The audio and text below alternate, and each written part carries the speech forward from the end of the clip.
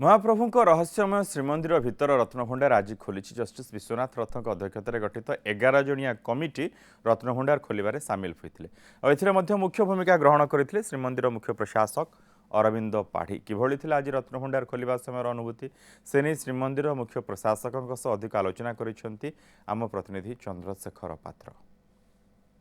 जुलाई 14, 2024 आज दिन टी इतिहास पृष्ठ लिपिबद्ध हो रहीगला।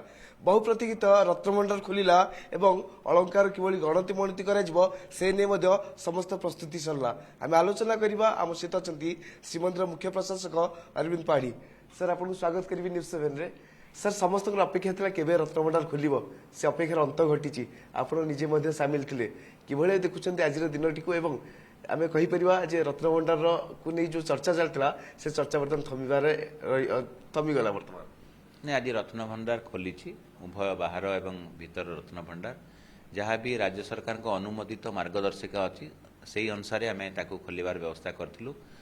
जो कमिटीर विभिन्न सदस्य रही समस्ते उपस्थित थे एवं से ही क्रम प्रथमे बाहर रत्नभंडार खोलागला। बाहर रत्नभंडार जहाँ भी रत्न अलंकार अच्छी से गुड़ी को बाहर जो स्ट्रंग रूम करा जाइतला सेटिकी स्थानांतरण करागला एवं स्थानांतरण कलागला पर सुंदर भाव में रखागला। भंडार मेकअप मैंने से सहायता करते तार आम नंबरिंग भी कलु एवं ताकू फाइनाली ताकू लॉक एंड की रखागला जोटा कि भंडार मेकअप गजपति महाराज का प्रतिनिधि एवं मंदिर श्रीमंदिर प्रशासन पाखे रहा ताकू मजिस्ट्रेट को सामना दे करागला। परवर्ती पर्यायर यहाँ सरला बेलू पाखापाखि 2-3 घंटा लगिगला।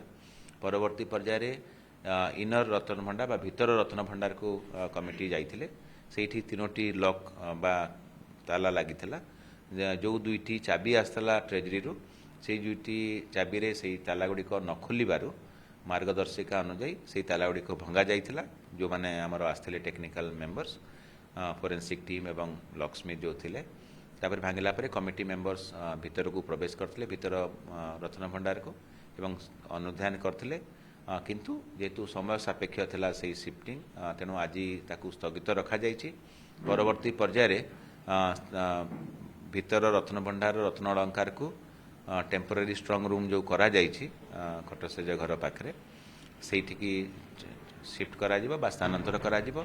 स्थानांतर कला परे आर्कियोलोजिकल सर्वे ऑफ इंडिया भीतर रत्नभंडार मरामती कार्य करेंगे बा स्थायित्व जांच करेंगे और जहाँ भी कंजर्वेशन वर्क्स ने सेटा सरला परे इन्वेंटराइजेशन प्रोसेस आरंभ हम। सर अनेक समय चर्चा हुए जे रत्नभंडार भितर सरीसृप थे सर्प थे एने सब चर्चा हुए कि आम गोटे कथा कहीपर जे महाप्रभु पाखे जब आम समर्पण हो निजक समर्पित भी कार्य करवा असंभव संभव हो जाए। निश्चित भाव में आम असंभव भी संभव हो जाए सबकि महाप्रभु को इच्छा हुए। बाकी जो आप सरीसृप कि अलग जिनस पचारे से कहना चाहिए ना। सर आउ गोटे कथा कहवा कि आज अनुभूति और जिते आप प्रवेश कले जय जगन्नाथ ध्वनि संपूर्ण प्रकम्पित होता श्रीमंदिर। हाँ जय जगन्नाथ ध्वनि एवं आम महाप्रभु को समर्पण करी जाइलु। सकाळे आम आड़प मंडप चतुर्थामूर्ति दर्शन कलु। श्री लोकनाथ पाखे पूजा अर्चना करा जाइथिला माँ विमला पाखे करा जाइथिला माँ लक्ष्मी पाखे करा जाइथिला एवं समस्ते से समर्पण भाव नहीं कि करथिबारु मु भाबुची सबकिछि सुचारू रूपे संपादित होइछि। बहुत बहुत धन्यवाद आप सर। आप शुणुते आम सहित श्रीमंदिर मुख्य प्रशासक थे जहाँ सूचना देते जे आज दिन अलौकिक थिला एवं रत्नभंडार खोलिबा परे परवर्ती समय यार केमती मरामती अलंकार गणति मणति ए सब करा जिवो से पदक्षेप निया जिवो।